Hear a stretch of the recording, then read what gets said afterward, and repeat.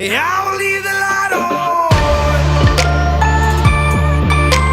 Parce que pour moi, quand on dit que la performance elle est multifactorielle, qu'on parle bien sûr de physique, de tactique, et le mental fait partie obligatoirement de la performance d'un joueur de haut niveau ou d'une équipe de haut niveau.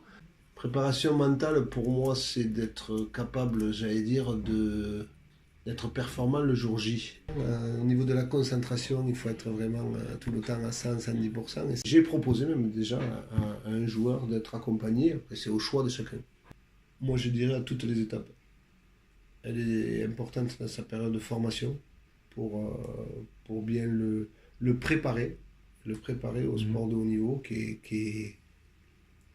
est dur. Pour moi, à l'heure actuelle, sur la partie de la formation, le préparateur mental doit donner des billes aux joueurs en formation.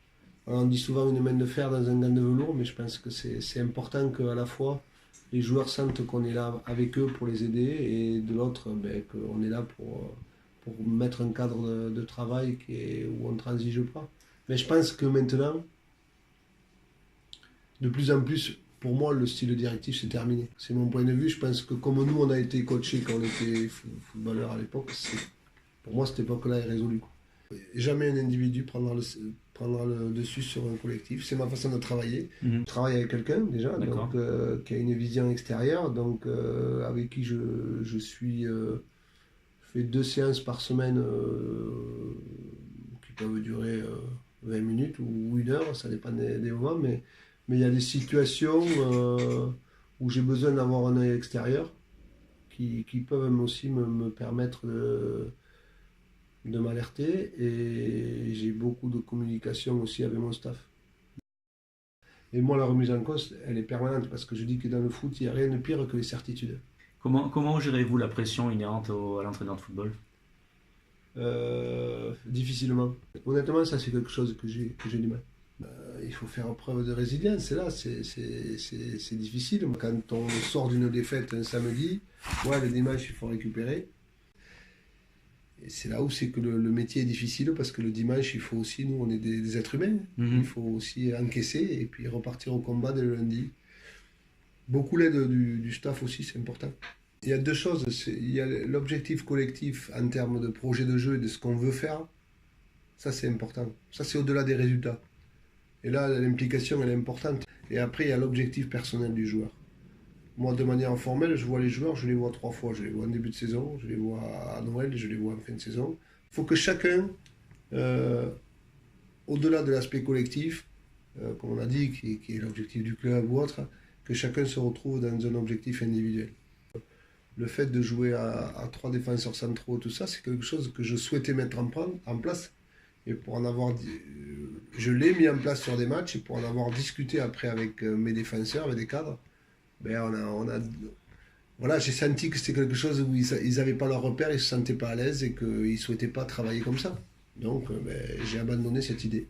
Souvent, je pars d'un principe sur la causerie d'avant-match, où c'est que je définis sur le plan du projet de jeu et voilà, sur les 2-3 choses importantes à faire sur le match. Et souvent, je me sers de ça comme repère à la mi-temps. Encore une fois, le mot communication va revenir, parce que j'estime que c'est important d'écouter le joueur,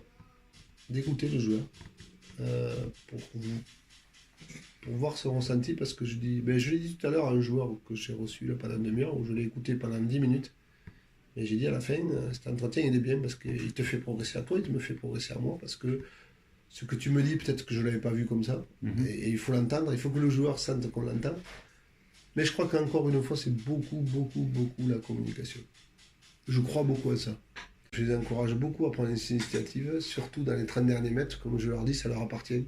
On peut raconter ce qu'on veut, nous les coachs, mais les 30 derniers mètres, il y a le talent du joueur, après souvent, qui fait la différence ou pas.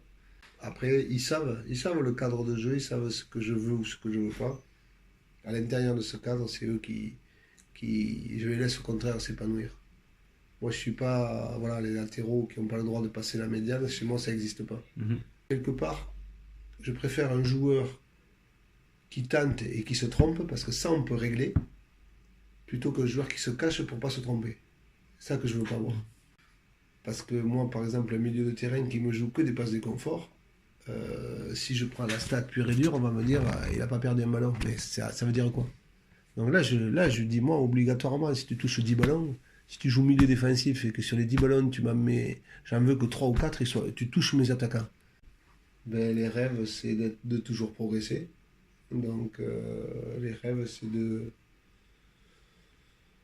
d'entraîner une équipe qui ait des objectifs supérieurs. Je crois que quand on est coach, on a tous envie d'être champion du monde. Mais bon, après, il y a des étapes. Mais bon, La place est prise pour le moment. moi de là où je suis parti et de là, si déjà je pouvais jouer un match de Coupe d'Europe, ça serait beau. The second someone mentioned you were all alone, I could feel the trouble coursing through your veins. Now I know it's got